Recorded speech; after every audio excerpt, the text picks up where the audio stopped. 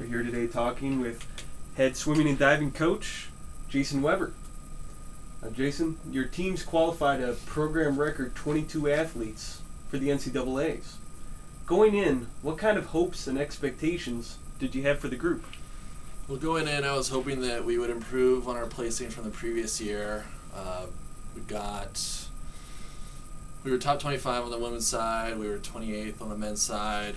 We've never been higher than 21st on the women's side, and 28th was our best finish on the men's. So I was hoping we'd improve on that, possibly breaking the top 20. I knew we had the talent and ability to be around top 15, possibly top 10 if we had a really good meet. So that's what we're going for, and it just turned out that as a whole we did really well. One of the biggest highlights from the meet was a national championship win by Erdman in the 200-yard butterfly. How did the race unfold, and what was the experience like for all the spectators once it became clear that she won? Well, going into the season, we weren't even sure she was going to do the 200 fly. I originally recruited her to be a mid-distance freestyle and IMer, but she started doing well in the sprint butterflies before she got to Chicago, and she hadn't really done the 200 fly event many times before this year. So it was something she was still trying to figure out. I always thought she would go out too fast. She has a lot of great speed, and she always had trouble bringing that race home. So at NCAAs, she had that same issue in the morning in prelims, and told her, just go out a little bit more relaxed, a little bit longer, so you can bring it home a little bit better in the last 50. And she actually went out a lot faster. After the first 50, I just looked at my assistant coach Nick, just wide eyes, and we were like, oh gosh, this could be pretty bad. At the 100, she was still ahead, was out a second faster than she was in the morning. And at that point, I just sort of turned around and I couldn't watch. I had a feeling this was going to be a tough finish to watch, just hoping that she could hold on. She had a great third 50, was still in the lead, and that's when everyone started getting really excited, thinking that she might be able to pull this off.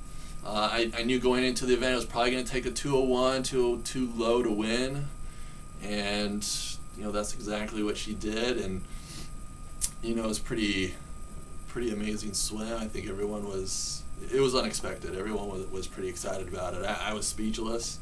I think Abby's reaction to it, if you were there in person, if you saw the NCAA live stream, she was completely surprised and overcome with emotion. And I think everyone was really excited for her. It was a big step for our program. I think it got the whole team pumped up and really helped us finish that meet off the next couple days. The swimmers and divers combined to earn 53 All-American awards, and both teams finished 10th in the final standings. Let's talk a little bit about the team performance and what they did well over the course of the meet.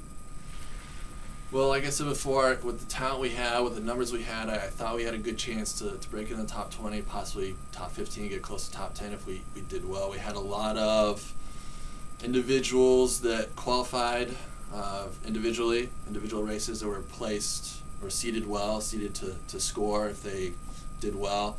We had qualified all 10 of our relays. Our previous high was 4 from last season. We had 3 on the men's side, 1 on the women's. So to qualify 10 relays was a pretty big step for our program. And we actually had all 10 relays score before our previous high was 2.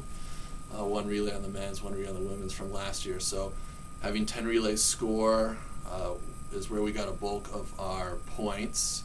And then we did have a lot of great individual performances. Obviously, Abby making 2 top 8 finishes. Our divers on the men's side scoring top 8 on 3 meter, and then scoring again in consolation finals on 1 meter. I think we had 4 guys who made it back consolation finals and scored in those events. Allison Wall scored in 2 of her individual events, a top 8 in the 200 back, consolation final in the 2 free. We had a lot of people that went right around their best times or better, scoring some points, and obviously the relays again were big points for us too. So, I thought with that many athletes we'd have a good chance to score enough points to be close to top 15, top 10. That's what we did. And I'm really, really proud of that. We had 20 of our 22 athletes score points and earn All-American honors, which is pretty amazing. Swimming and diving teams have consistently improved in the postseason year after year, and they've broken a bunch of school records across the board. How have they been able to keep putting up great numbers and keep improving each season? Well, we keep bringing in really good swimmers and divers. I think as our team has improved, the word's gone out there that we're a pretty good program, and more people have become interested in our program. They've seen what we've been able to do at conference NCAA championships. Also, just the school itself being one of the top academic institutions in the country, climbing up the rankings. We get a ton of interest from recruits all over the country. So being able to bring in solid classes every year has really helped. I think we've got some good leadership on our team. People really believe in our training, our program, and that they really enjoy being part of the team. They have a lot of fun, so I think that's a big factor as well.